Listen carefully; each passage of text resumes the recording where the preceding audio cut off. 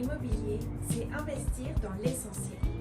Se loger correspond à un besoin fondamental et notre cadre de vie influence directement sur nos émotions, nos humeurs, notre confort et même nos relations avec les autres. Bien choisir son bien et au bon endroit, c'est se donner la possibilité de vivre mieux tout en sécurisant son avenir. Être propriétaire permet de se sentir pleinement chez soi. Avec ce sentiment de sérénité que nous avons sur Terre un endroit à nous où nous pouvons faire ce que bon nous semble. De plus, cela nous permet de constituer un patrimoine solide que nous pouvons hériter à nos enfants.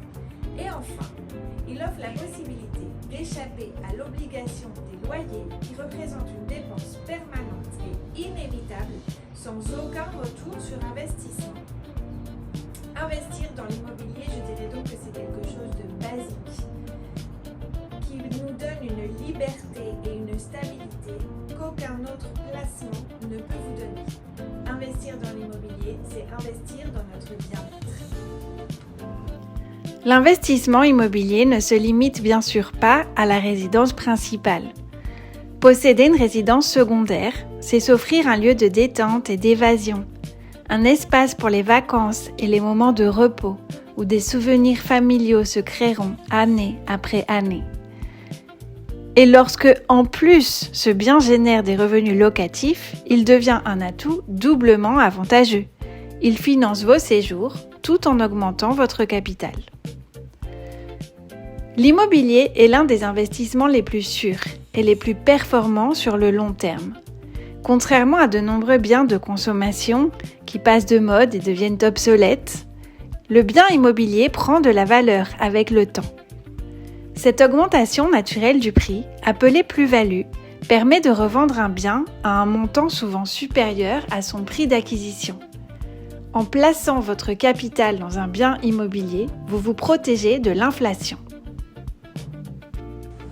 Même sans être loué, un bien immobilier, grâce à la plus-value, constitue déjà un placement rentable, souvent plus intéressant que d'autres produits d'épargne traditionnels.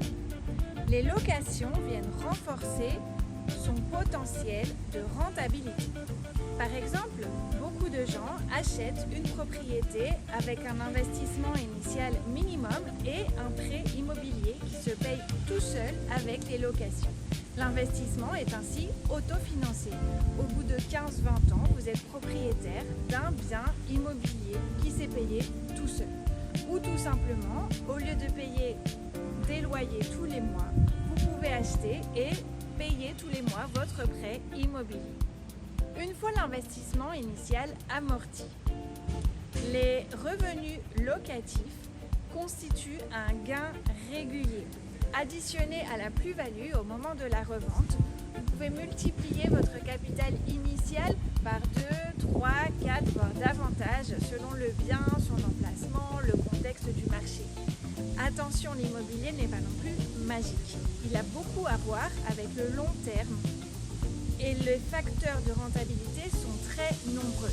C'est pour ça qu'il est indispensable de vous appuyer sur l'expertise de professionnels immobiliers qui sauront capter les opportunités du marché, établir des stratégies de gestion et d'achat afin de sécuriser votre investissement.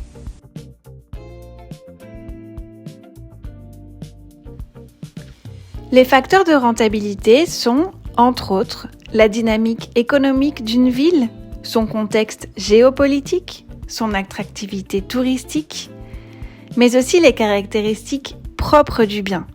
Un emplacement recherché, à proximité des infrastructures et des lieux touristiques.